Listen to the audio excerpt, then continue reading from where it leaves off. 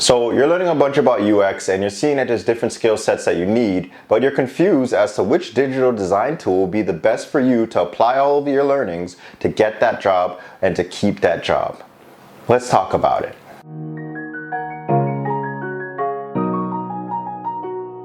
So when we talk about the evolution of digital design tools, we could go all the way back to MS Paint when everybody was using Windows and trying to really understand, wow, I can make shapes and so.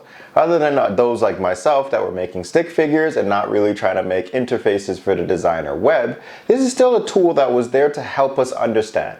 Luckily for us, we're a little bit more advanced today, and we've had specific tools that are meant to do UI designs.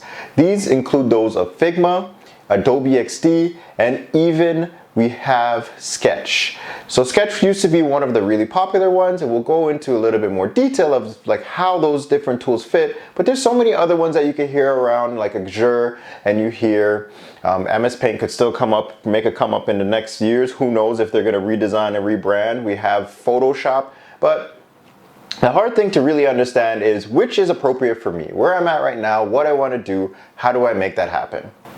So if we look back a few years ago, we would see that Sketch was pretty much the industry standard. After Photoshop had been a thing where most people were doing their designs on, the first design tool that really started to get it right for us was Sketch.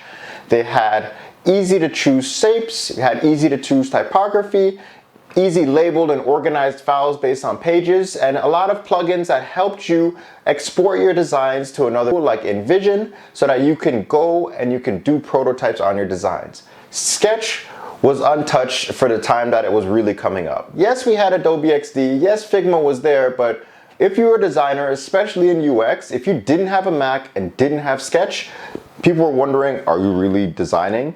The problem that people had with Sketch is that Sketch was Mac only. So you had to spend over $1,000 and probably even more if you wanted the top of the line just to get started and your foot in the game. This is something that really wasn't accessible for a lot of people. So even though it was the crown and the king at the time, it really left itself open to be dethroned. So this one probably wasn't as popular with other design tools, but I started to really love it because it was absolutely free and it was super accessible in terms of designs, and that is Adobe XD. So when it comes to Adobe XD, it does a lot of the great things that Sketch does, and starts to just make it a little bit smoother. Instead of having you export your tools over to another prototyping tool, your prototyping was built in and it felt really inclusive for your designs because you have collaboration options of working with other people. You could create components and design systems like Sketch had done, and you're really getting to feel that all of your designs stay in-house. When you're exporting, trying to give it to developers, it also became a lot easier for you to do that.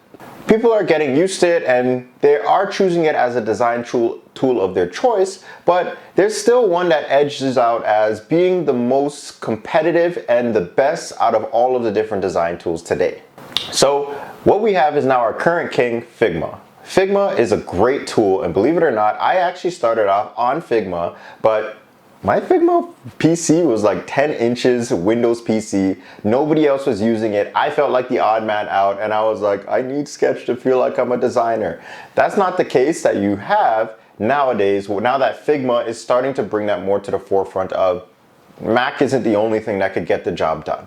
As much as it's beautiful, we have the great colors, Mac is not that be all end all. It does a lot of things better than both Sketch and Adobe XD, which allows you to really start creating frames and components where it gets a lot more integrated in the UI.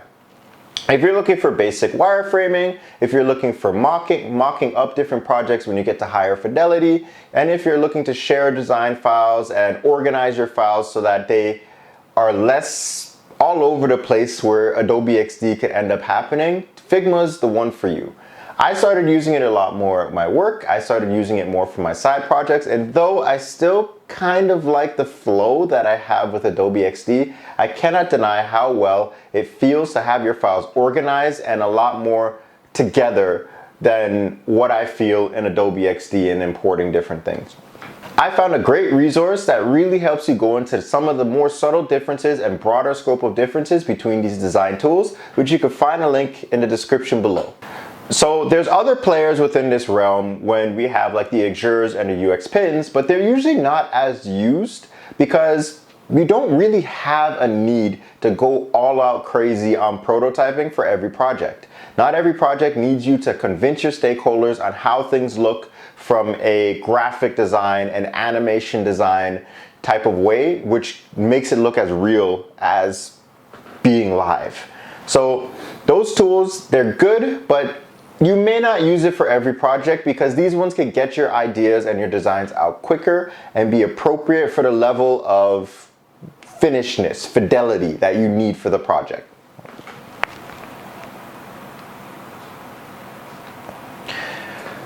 So we went into a bunch of different tools, and even though I just spent the first 5 minutes or so talking about all the differences between these tools and how Figma is better than others, it really doesn't matter which tool that you use.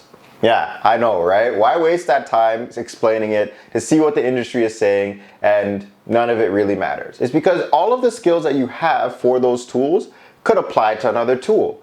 I said I started off with Figma, then I learned Sketch, then I learned UXD, then I learned UXPin, then I went back to Figma after I had that knowledge, and now I'm going to Axure now. So it's like, there's like convoluted, it's different ways of how I went in my journey when learning those tools, but there's sound principles that you could take from tool to tool in order to create wireframes and create designs that people actually want, that you actually can say, you know what, no matter what I did, this was a good design.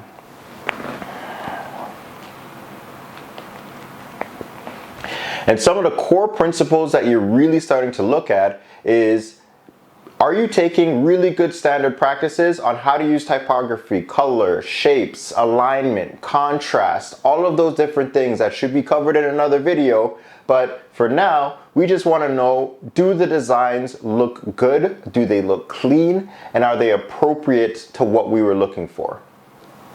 Another one is, are these designs aligned with what the business really needs and values from the designs? Are you going rogue and saying, well, it's only about the users, we should only care about the users, so we're not going to do it? Like, no business is going to want you, and no design is going to look really good if you're only taking the users into account. Users will tell you they want anything, and if you listen to them only, then you could end up making a mess of a design. The other thing is, how feasible is it for this design to actually be done by your developers? Yes, you can make the best designs, you can make it crazy, you can go full blue sky and do everything you want, but if it's something that your developers can't make, it doesn't matter. So you have to make sure that when you're working with these tools, you're focusing on that.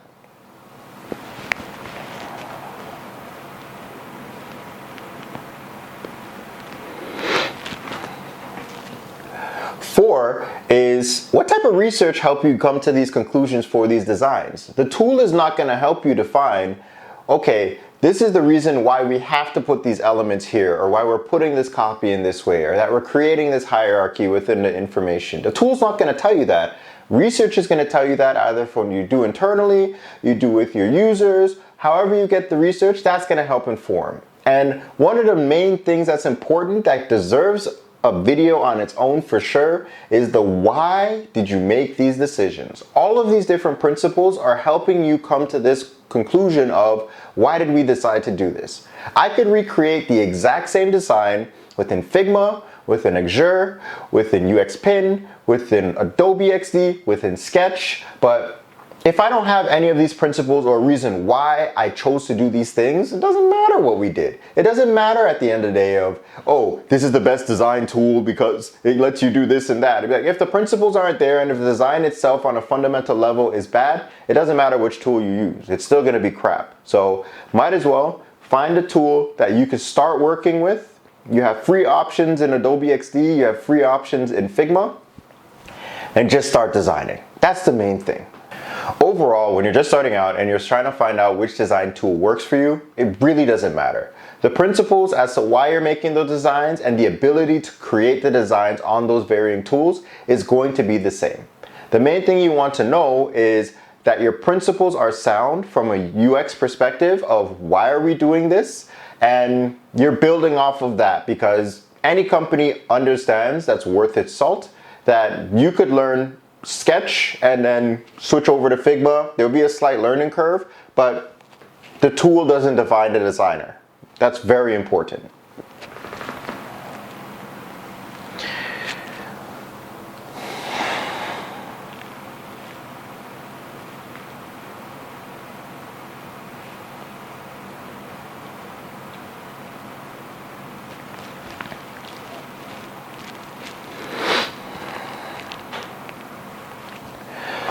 Just remember, everybody, I'm just here acting as your guide, so let's make this journey together. Look forward to hear more from you in the comments below. Be sure to like and subscribe to the video, and I'll catch y'all in the next one. Deuces.